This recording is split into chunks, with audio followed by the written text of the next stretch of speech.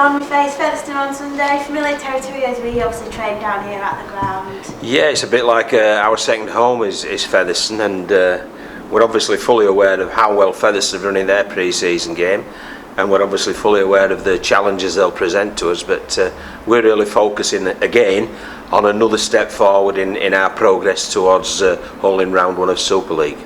We have seen the squad, we've got it out early this week. There's a good mix of the first team and then some under-19s have come back in as well, haven't they? Yeah, well, the under-19 lads, I mean, I thought they did a tremendous job at Dewsbury, and you've got to reward people, and they did what we asked them to do at Dewsbury. So, for the real standouts, as we felt from that game, they'd been offered another opportunity.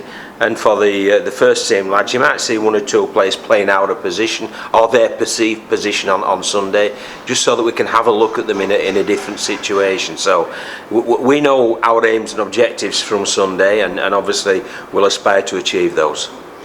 What is the process with the academy? Have they been training down here with the first team during pre-season, or are you just bringing them in closer to these games? Yeah, we bring them in towards the back end of the week, and then we can run the sort of combinations that we require both in attack and in defence, and hopefully they can dovetail in. But the nice thing about the academy is obviously we've got some good coaches in the academy, Mick Hill, Mark Applegarth, and they really simulate what we do in the first team. So it's not a difficult process to integrate the youngsters, and hopefully it'll be very effective. We do see Mick Hill, when the first team play, does help you guys on the coaching side.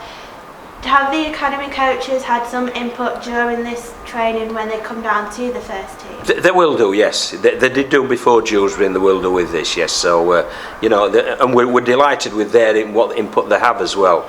And it was very much, it's a team effort, whether it's at first team level, whether it's at under 19, under 16.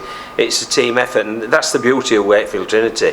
It's not about one man taking all the glory, or one team taking all the glory, or one player taking all the glory. It's about we're all roll our sleeves up, we'll muck in, and we'll try to achieve what's best for the club and for each individual team. Castleford last Sunday was a real test for probably the hardest game we've had this pre-season. You discussed earlier on about you looking at giving the players a bit of a test, putting them in different positions. What else are you looking to get out of this game against Featherstone?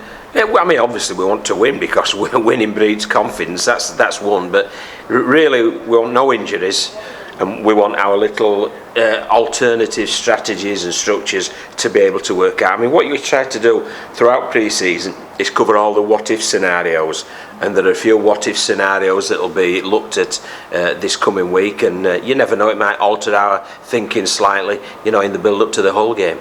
Obviously we don't want to be going 24, 26 points behind at half time, especially being away from home, do we? No, that's not the game plan. It wasn't the game plan against Castleford either, I mean, I thought Castleford were magnificent that first 30 minutes, and it really gave us a sort of the standards that we're going to have to achieve if we want to progress as we want to progress. But I do feel Castleford will be knocking on the door of the top four, and hopefully we'll be in the top six, knocking on the door of the top four as well. So they will be our genuine competitors, and I'm looking forward. That was a trial game. I'm looking forward to when we actually play them in Angara over the Easter period. Just spoke to Anthony England earlier, because he's just signed a new 2-year deal here at the club. And he mentioned that he's happy to be back out there on the field. It must be good for you, knowing that you've got such a good leader going back out there after injury. He is a good leader as well. I agree with you totally. I mean, he leads from the front. Anthony's not a leading by what he says. He's a leader by what he does, and that's what you need in that middle channel where all the grunt and all the aggression is. And he certainly does that. And we're obviously delighted to get him for that extended period of time.